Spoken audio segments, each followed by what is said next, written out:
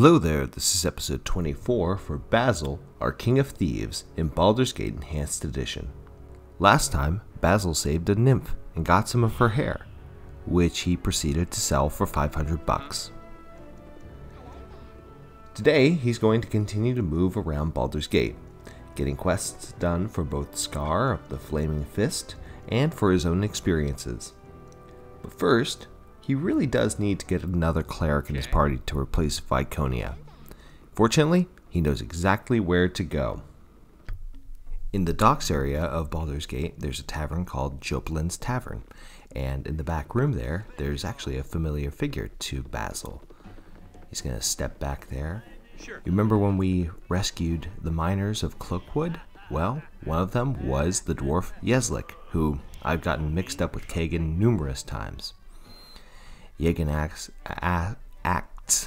acts like we're abandoning him, when in truth we're not. We're bringing him into the party for the first time.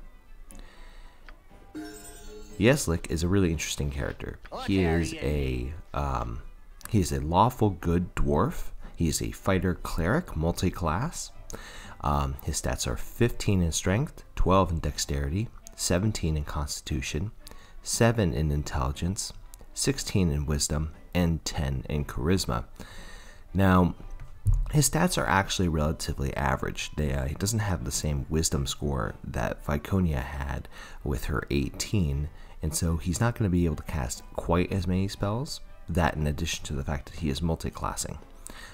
He does have a decent constitution, although I do feel a little bit bad in the fact that it's not quite as high as a normal dwarven fighter would get, and his strength and dexterity make him a little bit limited for what he can do in combat. So we're going to make sure we get him equipped with the items that he needs in order to be successful, but we don't quite have any items, so we're going to have to do a little bit of shopping around for such items. One downside to Yeslik is the fact that he actually cannot use wands. His intelligence is too low to use wands. So he's just gonna, as far as casting goes, he is fully reliant on the spells that he gets. So we're gonna go ahead and rest up for the night, and hopefully re-pick his spells. We actually picked out his spells. I edited that part out. You're welcome. So we're gonna go ahead and maybe get a little bit of cash so we can get some, so we can buy some equipment for him. There's actually something that we can do right down here in the docks area. We're going to go down to one of these warehouses. We're going to this first warehouse here. Now, this can be very dangerous. You need to make sure you're prepared before you do this. But it's going to be bringing back memories of Basil's third episode. And this gentleman here is screaming because there is a basilisk loose. Yes, Basil knows all about basilisks. He warns the rest of the party that they want to make sure they cast protection from petrification. But with that armed, Minx can just move forward and just start wailing on the creature. I am worried a little bit about those poison attacks, so Basil's going to have... he's also going to get protection from petrification. He's going to try to backstab, but it turns out it's not really necessary. That's okay. Dynahair has the spell available, so, and we do also have potions of mirrored eyes, so we should be okay. But this place is actually ripe for the looting. We go ahead and pick out a couple of items, but nothing too phenomenal. There's no items of notable loot that we pick up. What we are going to do is we're going to move to the next part of the city over this little sliver here. We're going to go to the warehouse here where there is the owner of, I'm guessing owner of all the warehouses, but he is going to offer us a reward for having killed the basilisk. So, of course, the basilisk was brought in by another mercenary group. In fact, I think it was the mercenary group of Gospel Hind, who we ran into briefly yesterday, but we didn't talk with them. So we're going to go... Yeah, Yeslik, by the way, is... he is really keen on beating the crap out of Raytar. Raytar is one of the head honchos of the Iron Throne. So first place we gotta go is to the Shop of Silence. Shop of Silence is a nice place that you can go to get rest if you're a thief, if you're hiding away. You can also go to get thief-related items. The big things that we want to get are bullets +2 and the sling +1. We're gonna give that to our boy Yeslik. We made sure that he had 1 or 2 points in sling. Also give him a cloak of protection since it's going to help out his armor. Now the one big thing that I'm still missing from Yeslik, after basically fully equipping him with items that are decent,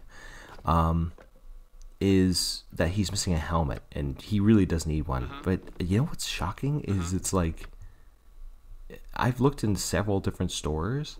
There are not many helmets for sale. It's kind of crazy. I'm not sure about this.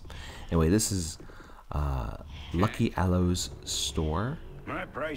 Lucky Aloe's store has a bunch of really strange looking potions. I made the mistake of taking one of these potions one time, and it made me really confused and start beating up my friends. So that's not good. He's got 2 magical items here that are unidentified, and a bunch of scrolls that are unidentified. So I don't really know if those are good for us to take with us. Regardless, we're going to go where we will go into the Sorcerer's Sundries. I'm not going to show that because it's just shopkeeping stuff, and I don't even think we'd buy anything. We are going to go here, and there is a sewer entrance that's right here, and the sewer entrance is going to relate to Scar's quest.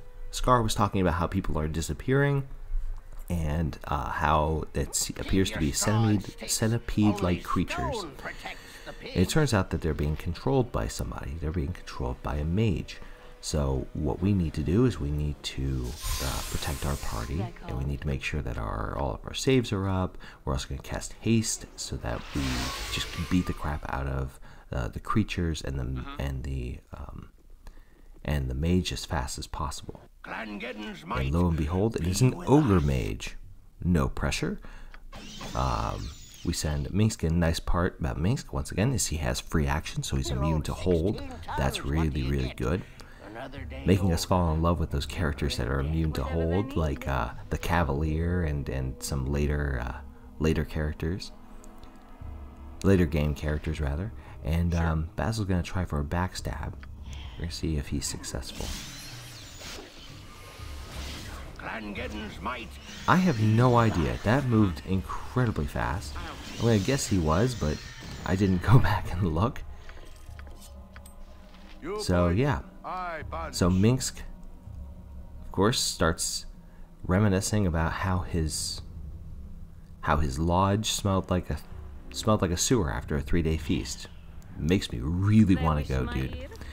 Well, anyway, we yeah, I wasn't able to tell what exactly killed the ogre mage. I'm gonna guess it was a backstab. I mean, it seemed like it. There were body chunks falling over the place. Very, very impressive stuff. We managed to get him in record time, and we're gonna pick up these items that have been stored away, including a potion of magic protection, which is very, very nifty. We're gonna go into this alcove, and this does not look like a sewer at all.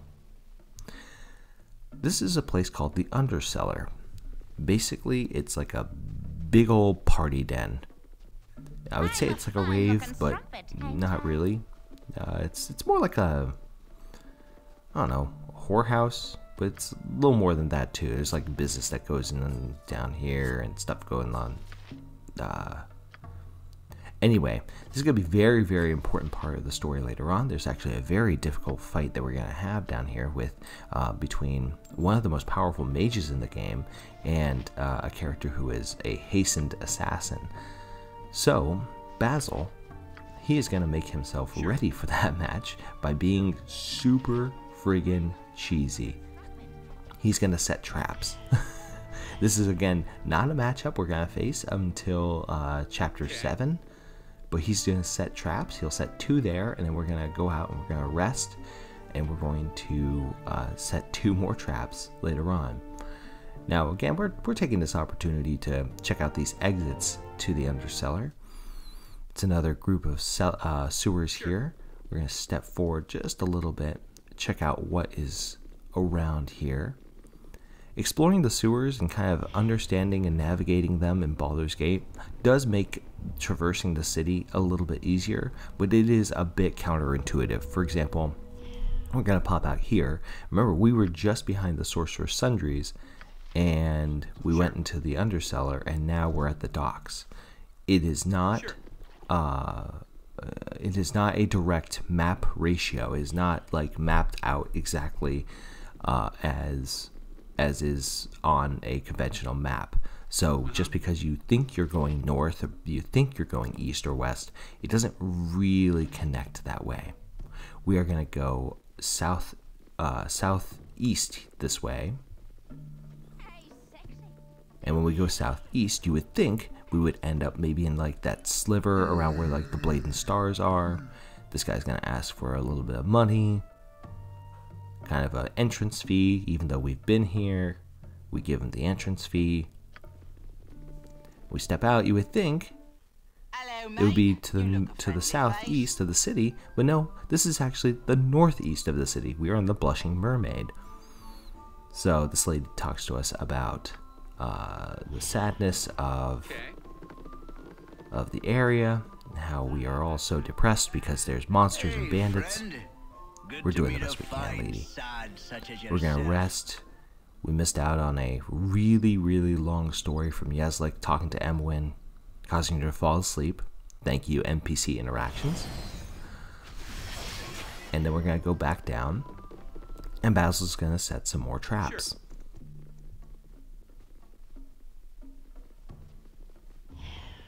Traps are just a nice guaranteed way to get some damage in combat before the fighting actually starts.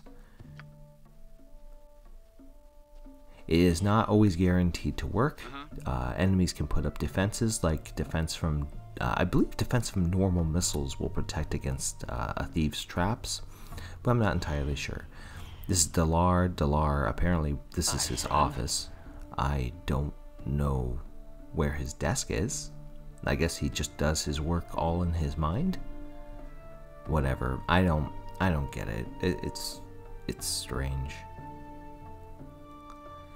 Anyway, we're gonna head out this way. There's actually an entrance this way as well. It's on this side, and it takes us to another group of sewers.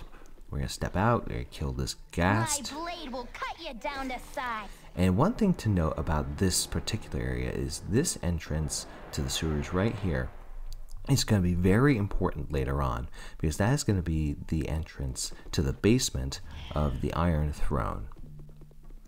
And with that in mind, of being the entrance to the Iron Throne, you would think it would be close to the Iron Throne. No, we are actually at the northern part of the city, the northwestern part of the city.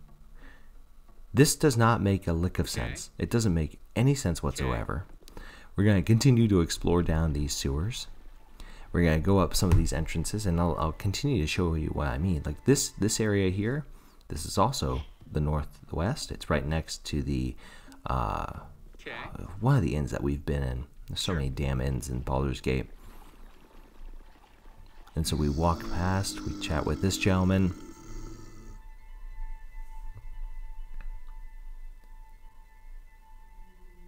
We're gonna walk past him. I mean, he looks like a faint breeze would knock him down. So we're not super scared of him. And once again, we're just right outside. And then let's check out this entrance. And steel on steel. The stuff of legend, right, Boo? Again, it's right there. But this does give us the opportunity to once again check out Quinn's home. Now, earlier, I noticed that Quinn's home was locked.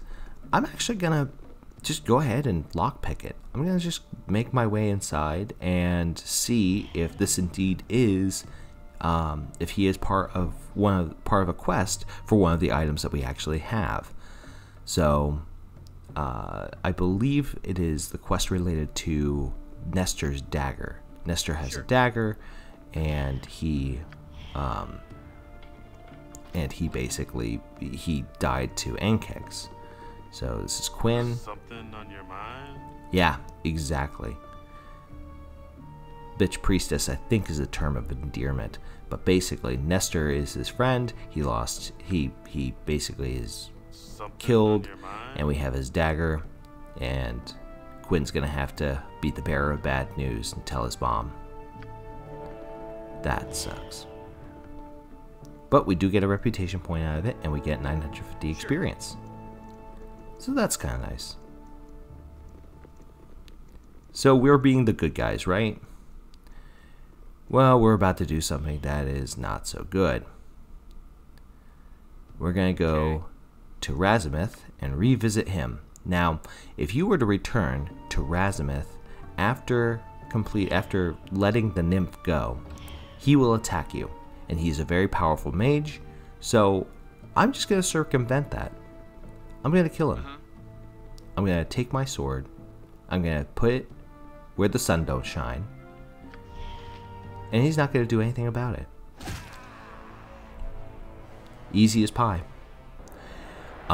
There is some good loot that he has personally, including a spell that gives, a necklace that gives an extra second level spell, so an extra casting of like mirror image and blur and web, pretty nice spells. But really, the big treasure is actually at the top of this tower, and there are enemies all throughout it.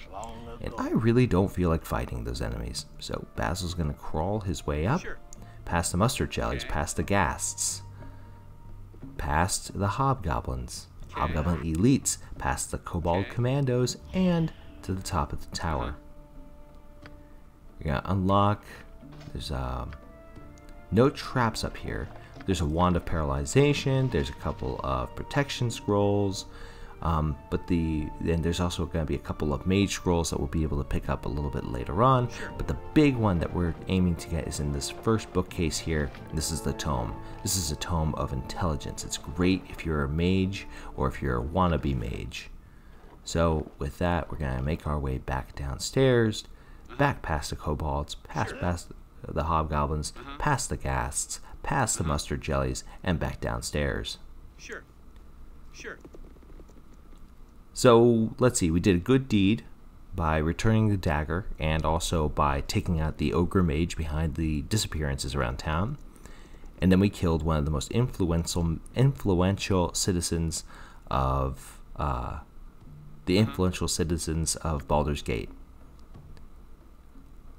That is the epitome of true neutral, or complete and utter madness. I will let you decide which one. We're going to end the day by going over to the Blade and Stars Inn. We're going to go ahead and rest.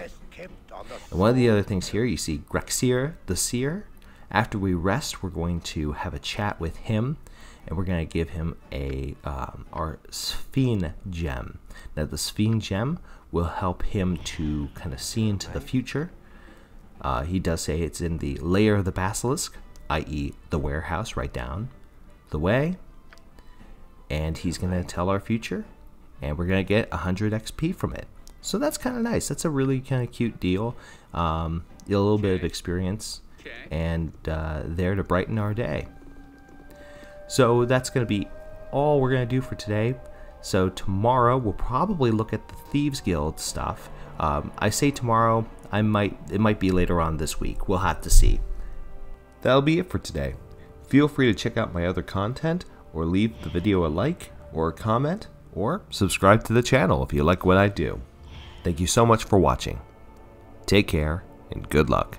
We're all counting on you.